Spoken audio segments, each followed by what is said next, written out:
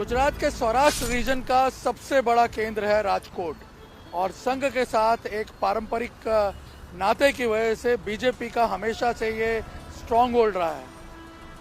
यहाँ ये मेंशन करना भी जरूरी है कि प्रधानमंत्री नरेंद्र मोदी की इलेक्टोरल पॉलिटिक्स की शुरुआत भी राजकोट से ही हुई थी, जब गुजरात के मुख्यमंत्री बनने के बाद 2002 में फरवरी 2002 में उन्होंने अपना पहला चुनाव बाय इलेक्शन यहाँ राजकोट की सीट पर से ही लड़ा था। 1989 से लेकर के आज तक राजकोट बीजेपी सिर्फ एक बार हारी है, यानी पिछले 11 चुनावों में बीजेपी सिर्फ एक बार ये सीट हारी है। तो आप इससे अंदाज़ा लगा सकते हैं कि बीजेपी के लिए कितनी सेफ सीट रही होगी और कितनी इम्पोर्टेंट सीट है। और इसीलिए अमरेली से ताल्लुक़ रखने वाले केंद्रीय मंत्री पुरुषोत्तम रुपाला को बीजेपी ने राजकोट से इस बार चुनाव लड़वाने का फैसला किया। सब कुछ स्मूथ था, लेकिन पुरुषोत्तम रुपाला के एक स्टेटमेंट की वजह से यहाँ का जो चुनावी माहौल है वो गर्मा गया और उसकी वजह से पूरे गुजरात में क्षत्रिय समाज का जो समीकरण है वो बदल गया। वो क्षत्रिय समाज जिसका 80% वोट जो है वो हमेशा बीजेपी को मिलता था, वो इस बार बीजेपी से नाराज हो गया। लेकिन क्या राजकोट की सीट पर इसका कोई असर है? क्या राजकोट का चुनावी गणित इससे पूरी तरह बदल जाएगा? बीजेपी प्रत्याशी पुरुषोत्तम रुपाला के विवादित बयान और राजपूतों की नाराजगी के बाद गुजरात की सबसे हॉट सीट बन गई है राजकोट। राजपूत विवाद से पहले राजकोट में चुनाव एक तरफा दिख रहा था, लेकिन विवाद का साया पड़ते ही चुनावी रंगत परवान चढ़ गई।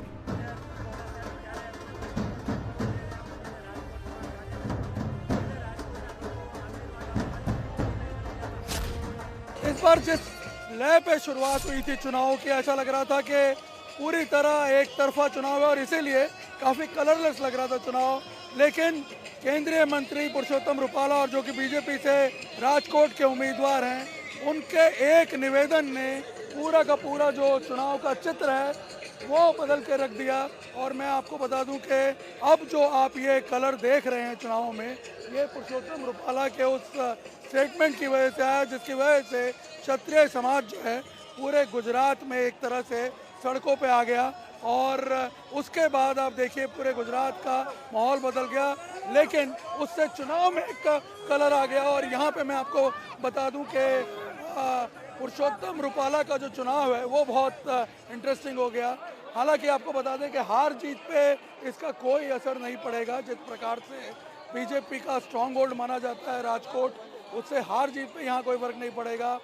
इनफैक्ट देखा जाए तो पूरे गुजरात की किसी भी सीट पे हार जीत का कोई फर्क नहीं पड़ेगा। लेकिन जिस प्रकार से माहौल बना है, चुनाव में एक कलर आ गया है और हम देख रहे हैं यही चीज़ रुपाला के प्रचार में देखने को मिल रही है। शायद अगर ये एक तरफा रहता तो थोड़ा हो सकता है प्रचार नीरस होता, लेकिन यहाँ पे जिस प्रकार से कलर ऐड हो गया है उनके एक विवाद से, चुनाव जो है राजकोट का वो बहुत इंटरेस्टिंग हो गया है। पुरुषोत्तम रुपाला के विवादित बयान के बाद राजकोट का चुनाव राजपूतों की नाराजगी, बीजेपी के कैंडिडेट न बदलने की रणनीति और कांग्रेस की स्वाभिमान वाली सियासी धुरी पर घूम रही है। राजकोट में सियासत की तीनों धुरी के जरिए यहाँ का राजनीतिक मिजाज आपको समझा देते हैं। राजपूत समाज पर विवादित बयान से बवाल मचा तो रुपाला ने बिना देर किए माफी मांगी। हमारी किसी से शिकायत नहीं है, हमने तो इसलिए माफी भी मांग लिया था। हमारे मन में तो आज भी नहीं, आज भी मैंने मंच से अपील किया है। लेकिन राजपूत समाज रुपाला की माफी को नाकाफी बता रहा है। बीजेपी से कैंडिडेट बदलने की मांग की गई। राजकोट में अपने प्रत्याशी को उतारने का ऐलान कर दिया। राजपूतों ने क्षत्रिय अस्मिता सम्मेलन बुलाकर नाराजगी जताई। सम्मेलन के मंच से अपनी ताकत भी दिखाई। हमारी उपस्थिति कितनी है बताऊं क्या? एक बार ये लाइटें बंद करना भाई, और जिनके हाथ में मोबाइल है एक बार टॉर्च चालू कर लो। सब टॉर्च चालू करो। जय राजपूताना, जय राजपूताना, जय भवानी, जय राजपूताना, बात गुजरात की बहन बेटी की नहीं है, बात पूरे देश की उस क्षत्राणी की है जिन्होंने सेनानी के तौर पर अपने सर काट के दे दिए। हम वो क्षत्राणी, आप वो क्षत्राणी हैं जिन्होंने जोहर कर लिया। चुंडावत मांगे सेनानी, सिर काट दे दियो हाडा रानी। आप वो क्षत्राणी हैं। आप केवल एक आपकी तरफ से एक निवेदन करिए कि मेरे देश के भाइयों, मेरे देश के क्षत्रिय बंधुओं, जाग जाओ और जहां हो वहां जवाब दो। हर राज्य से मेरे लिए आवाज आनी चाहिए। आपकी क्षत्राणियों के लिए, आपकी बहन बेटियों के लिए आवाज उठनी चाहिए। उनके माफी के जो शब्द थे, जो सेंटेंस थे, इसमें ईगो था। पहले बताया उन्होंने कि ये आगेवानों ने बोला, ये हमारे दो हिज हाईनेस स्टेट ने बोला। मुझको बताया कि आपका वीडियो पूरे सोशल मीडिया में फिर रहा है, क्षत्रिय समाज की भावनाएं आहत हुई है, आप माफी मांग लो। इसलिए मैं माफी मांगता हूँ। राजपूतों के गुस्से के जरिए बीजेपी के फौलादीगढ़ राजकोट को पिघलाने की खूब कोशिश की जा रही है, लेकिन बीजेपी ने यहां अपना कैंडिडेट नहीं बदला। इसके पीछे क्या वजह रही, समझ लीजिए।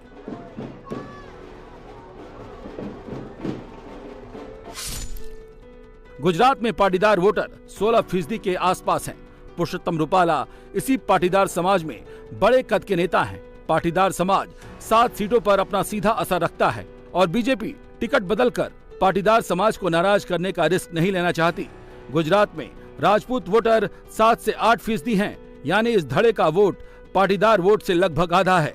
राजकोट सीट पर राजपूतों के वोट 1.5 लाख हैं, जो बीजेपी का कोर वोटर जरूर रहा है, लेकिन यहाँ बीजेपी को इस वोट से खेल बिगड़ता नहीं दिख रहा, जबकि पाटीदारों की नाराजगी इससे ज्यादा असर डाल सकती थी। यही वजह है कि टिकट बदलने की जगह बीजेपी मोदी के विकास और अपने संगठन के दम पर चुनावी मैदान में उतर गई। पुरुषोत्तम रूपाला पूरे कॉन्फिडेंस से चुनाव प्रचार कर रहे हैं। आपने ऑफिशियली नॉमिनेशन भी फाइल कर दिया। लगातार ये मांग उठ रही थी कि आपका नाम वापस लिया जाए। पार्टी ने आपको सपोर्ट किया, बैक किया और अब आप मैदान में उतर चुके हैं। इस पूरे घटनाक्रम को अगर हम देखें, आप किस प्रकार से देख रहे हैं? चुनाव का रुख क्या होगा? देखो, चुनाव में 2 प्रकार के वायुमंडल बनते हैं। एक होता है किसी कैंडिडेट को लेकर, उनके आसपास उनकी घटनाओं को लेकर ये होता है, और दूसरा होता है पार्टी और सरकार के लिए एक वायुमंडल बनता है।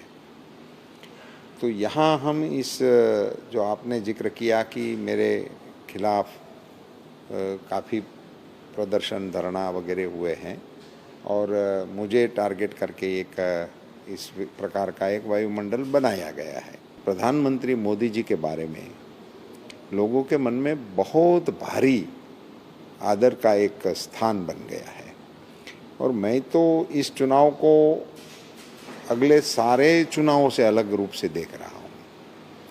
ये मेरी निजी राय हो सकती है, मगर बात यह है कि प्रधानमंत्री जी को, नरेंद्र भाई को तीसरी बार प्रधानमंत्री बनाने का मूड देश की आम जनता ने बना लिया हो। पुरुषोत्तम रूपाला के रोड शो और कैंपेनिंग में जबरदस्त भीड़ उमड़ रही है। बीजेपी कार्यकर्ता दावा कर रहे हैं कि राजपूतों की नाराजगी का असर तो थोड़ा बहुत पड़ेगा, लेकिन वो सिर्फ बीजेपी के जीत के अंतर पर होगा। आजकल राजकोट में हम देख रहे हैं कि सैफरन साफों का जबरदस्त एक ट्रेंड चल रहा है। हमने देखा राजकोट में पिछले कुछ दिनों से क्षत्रिय महिलाएं किसी तरह से साफे बांध करके पुरुषोत्तम रूपाला के विरोध में निकली थी, और आज यहाँ आप देख सकते हैं बीजेपी की ये जो कार्यकर्ता है, ये भी सैफरन साफे जो हैं वो बांध करके यहाँ उनके नॉमिनेशन में शामिल हुई हैं। हम ये देख रहे हैं आजकल जो सैफरन साफे हैं उनका बड़ा ट्रेंड चल रहा है राजकोट में। आप लोग भी सैफरन साफा बांध के घूम रही हैं, क्षत्रिय महिलाएं भी। क्या लग रहा है किसकी जीत होगी? बीजेपी की भी जीत होगी। बीजेपी की जीत होगी। हमारे साफे में देख रहे हैं जिस तरह साफे का रंग आप देख रहे हैं, उस रंग को देखते ही हमारी आंख चमकने लगती है। जब जीत होती है तब ये भाव आता है।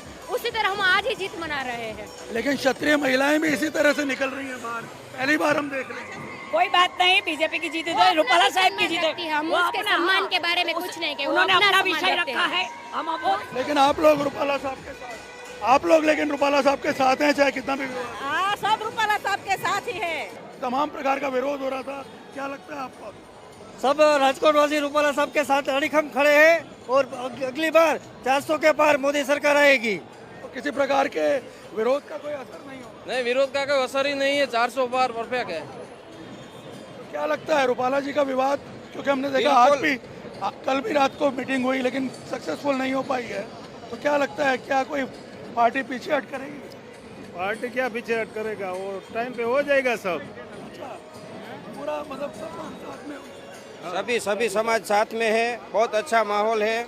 400 के पार फाइनल प्लस ही है। एक और बीजेपी अपनी जीत के लिए श्योर है, तो कांग्रेस को राजपूतों की नाराजगी में उम्मीद की किरण नजर आ रही है। परेश धनानी कैंपेनिंग में सबसे ज्यादा स्वाभिमान शब्द का इस्तेमाल कर रहे हैं। इनकी कोशिश है कि राजपूतों के आक्रोश को भुनाकर संसद का रास्ता तैयार किया जाए। सौराष्ट्र के पाटनगर वैसे राजकोट की रणभूमि में इस राजकोट की भूमि को वंदन करने आया हूँ। सांसद बनने का ख्वाब नहीं था, लोगों के स्वाभिमान की लड़ाई को लड़ने के लिए मैं राजकोट आया हूँ। ये सांसद बनने की लड़ाई नहीं है, लेकिन समानता के अधिकारों की रक्षा के लिए राजकोट में आया हूँ। देश के संविधान की सुरक्षा के लिए राजकोट आया हूँ। जो बंधारण से मिले जन सामान्य के अधिकार है, उस अधिकारों को आगे ले जाने के ख्वाब लेके मैं राजकोट आया हूँ। ये राजकोट सांसद बनने के लिए नहीं, भाजपा के अहंकार को पिघालने के लिए मैं राजकोट आया हूँ। राजकोट सिर्फ सांसद बनने के लिए नहीं, जन स्वाभिमान का दीप राजकोट वासियों के हृदय में जलाने के लिए मैं आया हूँ। कांग्रेस कैंपेनिंग में पूरी ताकत लगा रही है, जीत का दावा भी कर रही है, लेकिन कांग्रेस के कैंपेनिंग की रंगत बीजेपी के आगे काफी हल्की नजर आ रही है। आज भारतीय जनता पार्टी की जो नीतियां है वो लोगों को कहीं न कहीं दलदल में धकेल रही है। मंदी का मार है, महंगाई बढ़ती जा रही है, बेरोजगारी भारों भार है, कई समस्याएं हैं। अब उस समस्याओं के दलदल से इस देश की जनता को, प्रदेश की जनता को, राजकोट की जनता को बचाना, ये कांग्रेस का संकल्प है। और आज सभी जाति वर्ग के लोगों ने मिलकर समानता और सद्भावना के विचार को ताकत देने का काम किया है। मुझे पूरा भरोसा है कि आज ये जन स्वाभिमान युद्ध की आज से शुरुआत होने जा रही है। आज 12:39 के विजय मुहूर्त पे हमने शंखनाद किया है।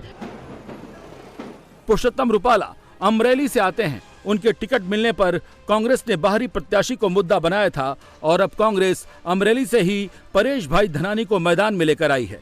इसके पीछे कांग्रेस की रणनीति क्या है, वो भी जान लीजिए। राजकोट सीट पर पाटीदार वोटर 5,40,000 हैं। पाटीदार समाज में जिनमें कड़वा पटेल के वोट 1,90,000 हैं। पुरुषोत्तम रूपाला इसी समाज से आते हैं। लेवा पटेल के वोट करीब 3,50,000 हैं। परेश भाई धनानी इसी लेवा पाटीदार समाज से आते हैं। राजपूत वोटर्स की संख्या 1.5 लाख है, जो पुरुषोत्तम रूपाला से नाराज दिख रहे हैं। पाटीदार वोट का बंटवारा और राजपूतों की नाराजगी को मिलाकर कांग्रेस जीत का मिक्सचर तैयार करना चाहती है, लेकिन बीजेपी अपने पुराने विनिंग सोशल कॉम्बिनेशन को लेकर कॉन्फिडेंट है। हमारी एक ऑर्गेनाइजेशनल स्ट्रेंथ भी है, संगठन की हमारी क्षमता भी है, संगठन की हमारी एक रचना है, और इस संगठन की इस क्षमता ही होती है जो ऐसे टर्बुलेंस को एब्जॉर्ब करने की क्षमता रखती है। यदि कुछ ऐसे विषय सामने आते हैं तो ये पार्टी इतनी सक्षम हो गई है कि अब इसको बेयर करने की और इसमें से रास्ता निकालने का प्रयास सफलतापूर्वक करने की अब पार्टी के पास क्षमता है। राजकोट के वोटर भी मानते हैं कि राजपूतों की नाराजगी का असर इस सीट पर पड़ेगा जरूर, लेकिन ये असर बीजेपी का गढ़ ढहाने के लिए काफी नहीं होगा। लोगों की माने तो चुनाव मोदी और सिर्फ मोदी के नाम पर ही हो रहा है। दीपक भाई, क्या राजकोट में क्या माहौल क्या चल रहा है? अभी तो भाजपा तरफ ही चल रहा है, लेकिन ये सब कुछ बोला है गया है, इसलिए कुछ अच्छा होगा या नहीं होगा वो तो अभी पता चल जाएगा उस चुनाव में। लेकिन ज़्यादा तो भाजपा की आएगी सीट, वो सही है उसमें। तो जो क्षत्रियों की नाराजगी है वो कितना नुकसान थोड़ा बहुत तो होगा, लेकिन जहाँ पर भी वो खड़े हुए जो राजकीय नेता जो, उसके हिसाब से देखा जाएगा तो सही हो जाएगा, ऐसा लगता है हमें। मतलब पुरुषोत्तम रूपाला को सपोर्ट करेंगे लोग करेंगे, वो तो पुराना बंदा है तो सपोर्ट में तो आएंगे उसके। इस बार राजकोट में क्या लग रहा है, पुरुषोत्तम रूपाला या परेश धनानी? मेरे ख्याल से तो रूपाला साहब ही आएंगे, फिर देखते हैं क्या होता है। क्यों रूपाला साहब को क्यों लग रहा है? माहौल बीजेपी का ही देखता है। जो विवाद हुआ है यहाँ पे उसका कोई असर पड़ेगा? हाँ, थोड़ा असर तो पड़ेगा ना, सीधी बात है, विवाद है तो असर तो पड़ेगा ही। राजकोट में किसका पलड़ा भारी दिख रहा है? भाजपा। पुरुषोत्तम रूपाला या परेश धनानी? वो नाम भाजपा का पलड़ा भारी दिख रहा है। नाम से कोई मतलब? नाम से कोई मतलब नहीं है। क्यों भाजपा का? भाजपा भी है वन साइड सभी जगह, और भाजपा ने डेवलप भी इतना किया है। अच्छा, मुस्लिम समाज भी बीजेपी के साथ है? हाँ, बीजेपी के साथ है। अच्छा, और ये जो विवाद चल रहा है इसको लेकर के कोई असर होगा क्या? नहीं, कोई असर नहीं, ये तो वो चलता रहता है ऐसा तो सब कुछ। राजकोट में मोदी के अलावा कोई नहीं आ सकता है। अच्छा, तो ये जो इतना विवाद चल रहा है क्षत्रियों का, उससे कोई फर्क पड़ेगा पुरुषोत्तम रूपाला को? वो तो नहीं पता, उसके बारे में कुछ नहीं बोल सकता हूँ मैं। ये जो विवाद हुआ है क्षत्रियों का विरोध हम देख रहे हैं, कितना आपको लगता है इसका असर पड़ेगा, कितना सही है गलत है? गलत सही तो मालूम नहीं है, लेकिन इसका असर नहीं पड़ेगा। मेरे लोग की यही आम राय यही है, ये चाय वाले जहाँ पे आप पूछोगे ना तो यही बताएंगे, इसका असर नहीं पड़ेगा। मोदी ब्रांड है तो आपको भी मालूम है। राजकोट सीट की सियासी हिस्ट्री बताती है कि कांग्रेस यहां कई दशक से ज्यादा असरदार साबित नहीं हो सकी है। राजकोट नरेंद्र मोदी, केशुभाई पटेल, विजय रूपाणी जैसे दिग्गज नेताओं की कर्मभूमि रही है। इस सीट पर बीजेपी 1989 से अभी तक सिर्फ 2009 लोकसभा का चुनाव हारी है, यानी 9 चुनाव में से बीजेपी ने 8 बार मैदान अपने नाम किया है। विधानसभा चुनाव में भी बीजेपी ने राजकोट लोकसभा की सभी 7 विधानसभा सीटों पर क्लीन स्वीप किया है, यानी आंकड़े पूरी तरह बीजेपी के फेवर में हैं। राजकोट की वजह से क्षत्रिय समाज की जो नाराजगी वो पूरे राज्य में दिख रही है, और राजकोट में तो खैर सबसे ज्यादा है इस वक्त क्षत्रियों की नाराजगी। लेकिन फिर भी बीजेपी को ये उम्मीद है कि क्षत्रियों की नाराजगी की वजह से पटेल वोटों का कंसोलिडेशन होगा, खास तौर पे जो बड़े वर्ग हैं, लेवा और कड़वा पटेल, उनमें एक कंसोलिडेशन होगा और बीजेपी को फायदा होगा। लेकिन यहाँ पे भी एक पेंच आ गया इस चुनाव के दौरान, जब कांग्रेस ने परेश धनानी जैसे स्ट्रांग लेवा पटेल लीडर को मैदान में उतार दिया। लेकिन फिर भी इंटरेस्टिंग बात यह है कि बीजेपी अभी भी कॉन्फिडेंट है कि वो राजकोट की सीट बड़ी आसानी से जीत लेगी, क्योंकि जो सबसे बड़ा एक्स फैक्टर है वो है प्रधानमंत्री नरेंद्र मोदी का चेहरा, जिनका एक पर्सनल कनेक्ट है राजकोट के साथ, और जिस वजह से बीजेपी को ये उम्मीद है कि बाकी जो दूसरे समाज के लोग हैं वो नरेंद्र मोदी के नाम पे बीजेपी को वोट करेंगे। और चाहे कितने भी समीकरण बदल जाएं, चाहे कितने भी अप्स एंड डाउन्स आएं, बीजेपी ये सीट जीतेगी। और शायद यही वजह है कि एक स्ट्रांग मैसेज देने के लिए पुरुषोत्तम रूपाला को तमाम विरोधों के बावजूद बदला नहीं गया, और अभी भी वो बीजेपी के टिकट पर चुनाव लड़ रहे हैं और पार्टी कॉन्फिडेंट है कि वो जीत जाएगी। कैमरामैन अमित राठौड़ के साथ निर्णय कपूर, इंडिया टीवी, राजकोट।